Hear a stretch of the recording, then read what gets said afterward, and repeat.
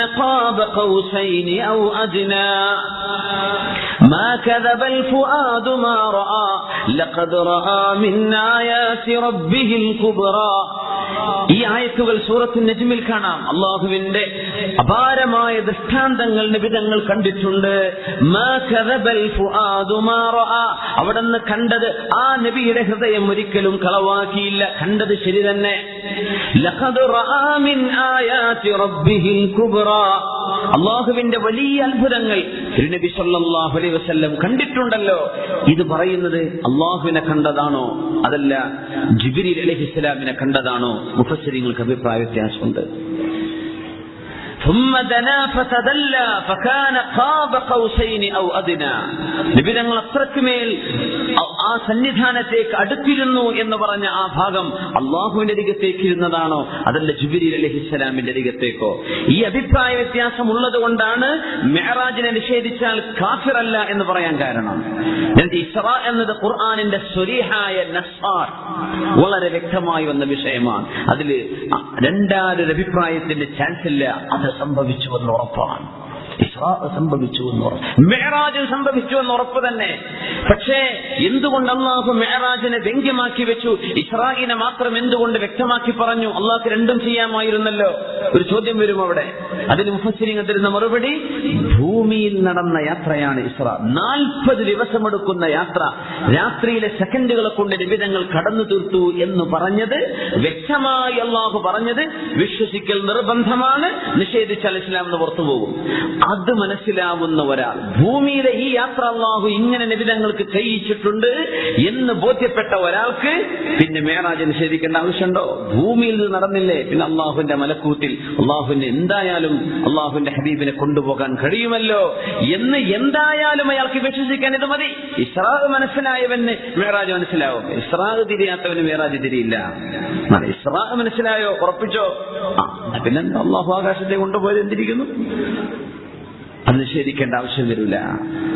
അള്ളാഹുവിന്റെ ഹബീബിന് ഖുർആൻ എന്ന് പറയുന്ന വലിയൊരു മുഅ്ജിസത്ത് കഴിഞ്ഞാൽ രണ്ടാമത്തെ ഏറ്റവും വലിയ മുഅ്ജിസത്ത് അൽ ഇസ്റാ വൽ മിഅ്റാജ്. ഈ യാത്രയാണ് ഇസ്റാഉം മിഅ്റാജുമാണ്. തിരുനബിയെ കൊണ്ടുപോകുന്ന ആ ഒരു സാഹചര്യം ഓർക്കണം. ഇസ്റാഇന്റെയും മിഅ്റാജിന്റെയും അത്ഭുതം. അലം നശ്റഹ് ലക സദ്റക വവളഅനാ അൻക ബിസ്റക الذي أنقض ظهرك ورفعنا لك ذكرك فإن مع العسر يسرا إن مع العسر يسرا فإذا فرغت فانصب وإلى ربك فارغب. എത്രയും വിഷമിച്ചിരിക്കുന്ന ഒരു സമയത്ത്, അത്രമേൽ സങ്കടപ്പെട്ടിരിക്കുന്ന ഒരു സമയത്താണ് അള്ളാഹുവിന്റെ റസൂലിന് അള്ളാഹു മിഅ്റാജ് കൊടുക്കുന്നത്. ആയിഷ ബീവി റളിയല്ലാഹു അൻഹ ബദറിലെയും ഉഹദിലെയും നബിയുടെ പ്രയാസങ്ങൾ കണ്ടുകൊണ്ട് ചോദിച്ചിട്ടുണ്ട്, നബിയെ, ഈ ഉഹദിനേക്കാളും പ്രയാസകരമായ ഒരു ജീവിതം ഒരു ദിവസം അങ്ങയുടെ ജീവിതത്തിൽ കഴിഞ്ഞു പോയിട്ടുണ്ടോ? ഉണ്ട് ആയിഷ, എന്റെ സമൂഹം എന്നെ കല്ലെടുത്തെറിഞ്ഞോടിച്ച സമയം, ത്വായിഫിലേക്ക് ഞാൻ അന്ന് പോയ നേരം അവരെന്നെ കല്ലെടുത്തെറിഞ്ഞത് എനിക്ക് എത്രമേൽ വേദനയുള്ള ഒരു സംഭവമാണ്. ആ സംഭവത്തിന്റെ ഉടനെയാണ് ഇസ്റാ സംഭവിക്കുന്നത്. തിരുനബിയുടെ സംരക്ഷകനായിരുന്ന നബിയുടെ മൂത്താപ്പ പക്ഷേ മുസ്ലിമായില്ലെന്ന് പ്രബലമായ അഭിപ്രായത്തിൽ അബൂ താലിബ് മരണപ്പെട്ട വർഷമാണ് നബിതങ്ങളെ ഇസ്റാ കൊണ്ടുപോകുന്നത്. നബിയുടെ സഹധർമ്മിണിയും ഒരു മാതൃസ്നേഹം കിട്ടാതെ വളർന്ന നബിതങ്ങൾക്ക് സംരക്ഷണവും ഒരു ഉമ്മയുടെ സ്ഥാനത്ത് നിന്ന് നബിതങ്ങളെ സംരക്ഷിച്ചിരുന്ന നബിതങ്ങളുടെ ഭാര്യ കൂടിയായിരുന്ന ഉമ്മുൽ മുഅ്മിനീൻ ഖദീജത്തുൽ കുബ്രാ റളിയല്ലാഹു തആല അൻഹ ലോകത്തോട് വിട പറഞ്ഞ സങ്കടമുള്ള ആ ഒരു വർഷം ആമുൽ ഹുസ്നി, സങ്കടത്തിന്റെ വർഷം എന്ന് ചരിത്രം പേര് വിളിച്ച മഹാനായ അഷ്റഫുൽ ഖൽഖ് സല്ലല്ലാഹു അലൈഹി വസല്ലം തങ്ങളുടെ മൂത്താപ്പ അബൂ താലിബ് മരണപ്പെടുകയും ഖദീജ റളിയല്ലാഹു അൻഹ വഫാത്താവുകയും ത്വായിഫുകാർ, നബിയുടെ ഉമ്മയുടെ കുടുംബക്കാർ അവിടെയുണ്ട്, വാപ്പയുടെ ബന്ധുക്കൾ അവിടെയുണ്ട്.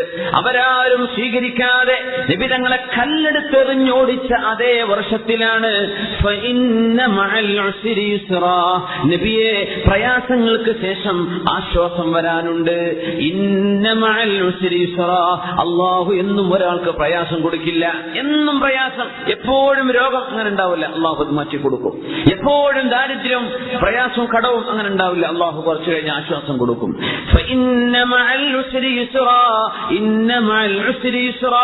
ഈ സന്ദേശമാണ് ഇസ്റാഉം മിഅ്റാജും. അള്ളാഹുവിന്റെ റസൂലിന് ഭൂമിയിൽ വലിയ പ്രയാസം വന്നപ്പോ ആകാശ ലോകത്തേക്ക് നബിയെ സന്തോഷിപ്പിക്കാൻ കൊണ്ടുപോയ യാത്ര.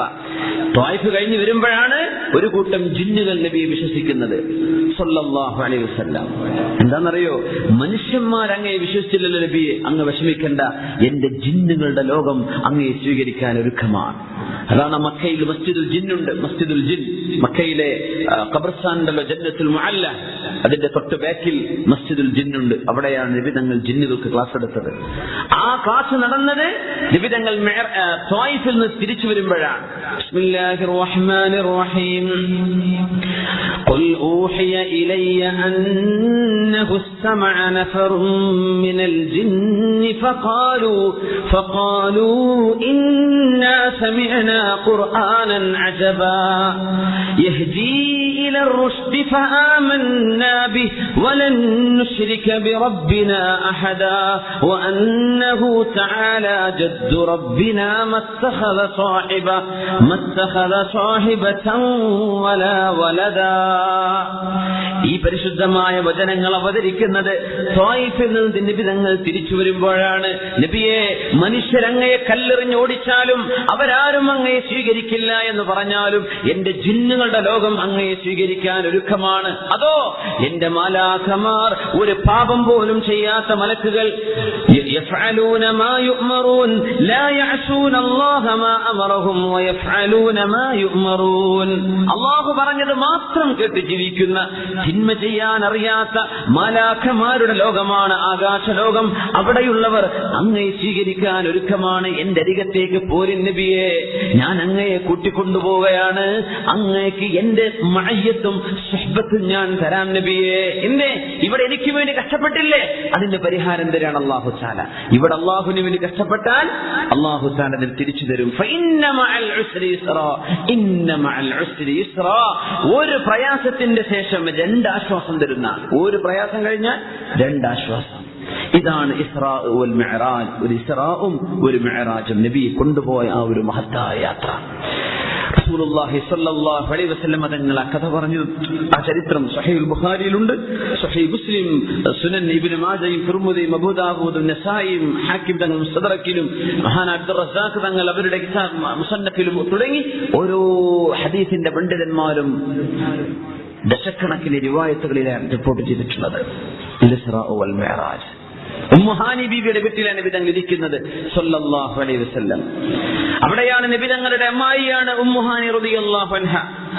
അവരുടെ വീട്ടിൽ ഇരിക്കുമ്പോഴാണ്, അന്ന് മക്കയിലാണ്, മദീനത്തേക്ക് പോകുന്നതിന്റെ തൊട്ടുമുമ്പത്തെ വർഷം ഹിജ്റ പോകാനിരിക്കുക. നബി തങ്ങൾക്ക് ആ ഒരു വിഷമം വന്നു.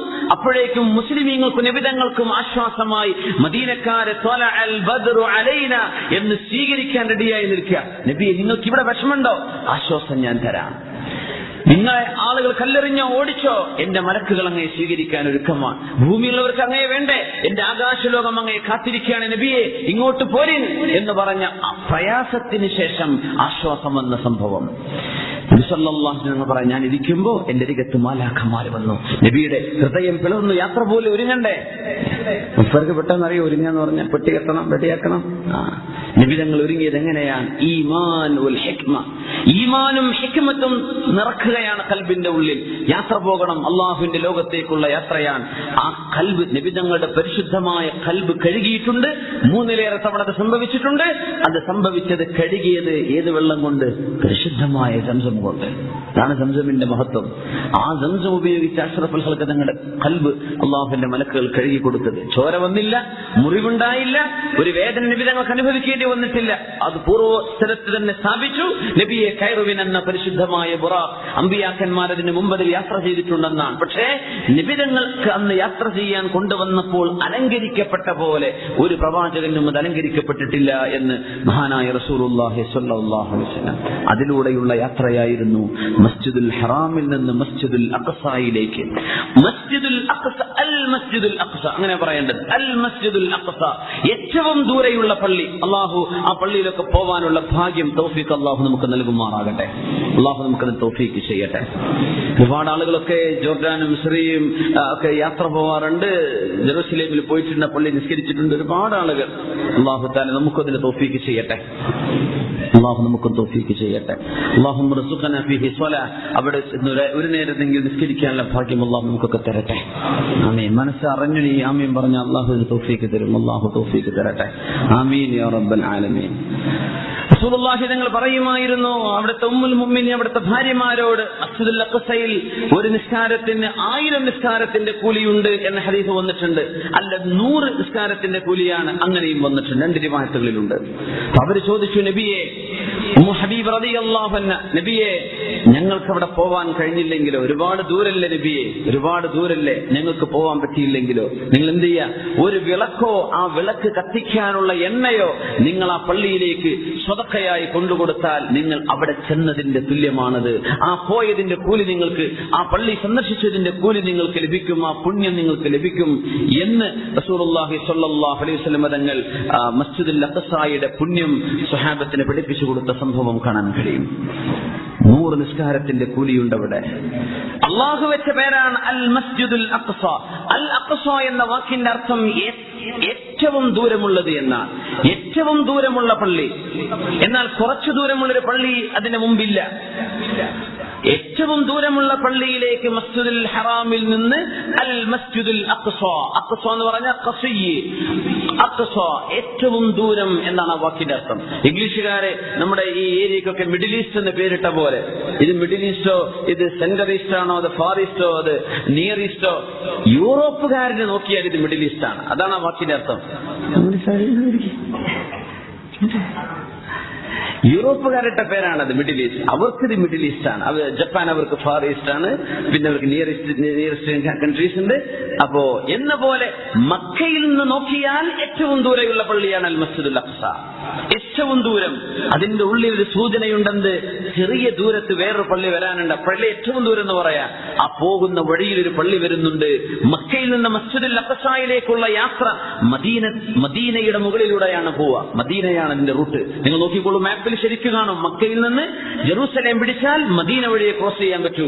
അതുകൊണ്ട് ഈ പോകുന്ന വഴിയിൽ മക്കയിൽ നിന്ന് ഒരുപാട് ദൂരമുള്ള പള്ളിക്ക് നബിയെ കൊണ്ടുപോകുന്നുണ്ട്. കുറച്ചു ദൂരമുള്ള പള്ളി വേറെ അവിടെ വരാൻ പോകുന്നുണ്ട് എന്ന സൂചന ഈ വാക്കിലുണ്ടെന്ന ആ പള്ളിയായിരുന്നു അൽ മസ്ജിദുൻ നബവി. അഷ്റഫുൽ ഖൽഖ് സ്വല്ലല്ലാഹു അലൈഹി വസല്ലം അന്ത്യവിശ്രമം കൊള്ളുന്ന ആ പരിശുദ്ധ റൗദയുള്ള ആ ഒരു പള്ളി അതവിടെ വരുന്നു എന്ന സൂചനയാണ് അൽ അഖ്സ പള്ളി എന്ന് അല്ലാഹു വിളിക്കാൻ കാരണം. കുറച്ചു ദൂരമുള്ള പള്ളി വേറെ ഇതിന്റെ ഇടയ്ക്ക് വരുന്നുണ്ട്. ആ പള്ളിയാണ് അൽ മസ്ജിദുൻ നബവി സ്വല്ലല്ലാഹു അലൈഹി വസല്ലം അഷ്റഫുൽ ഖൽഖിന്റെ പള്ളി. ആ യാത്രയിൽ ഒരുപാട് കാഴ്ചകൾ കാണിച്ചു കൊടുത്തിട്ടുണ്ട് അഷ്റഫുൽ ഖൽഖിന് സ്വല്ലല്ലാഹു അലൈഹി വസല്ലം. ശുഹദാക്കളുടെ അത്ഭുതങ്ങൾ കാണിച്ചു കൊടുത്തിട്ടുണ്ട്. കുറച്ചാളുകൾ കൃഷി ചെയ്യുന്നു, ഉടനെ വിളവെടുക്കുന്നു. ഇതെന്താണ്? ജിബ്രീൽ അലൈഹിസ്സലാം ഉടനെ കൊടുത്ത മറുപടിയാണ്, ഹഉലാഇ ശുഹദാ, അല്ലാഹുവിന് വേണ്ടി ജീവൻ കൊടുത്ത ആളുകളാണ് നബിയെ, അവർക്ക് അല്ലാഹു കൊടുക്കുന്ന പ്രതിഫലമാണ് അങ്ങ് കാണുന്നത്. യാത്ര പോയിട്ട് മസ്ജിദുൽ അഖ്സയിലെത്തി. ആ പള്ളിയിൽ മുൻഗാമികളായ പ്രവാചകന്മാരെ മുഴുവനും അല്ലാഹു തആല ജന്മം കൊടുത്ത് അവിടെ റിസറക്ഷൻ ചെയ്തു എന്നാണ്. അവരൊക്കെ ഹാജരായി ആ പള്ളിയിൽ. അതാണ് ഇതിന്റെ അത്ഭുതം. എല്ലാവരും വന്നു.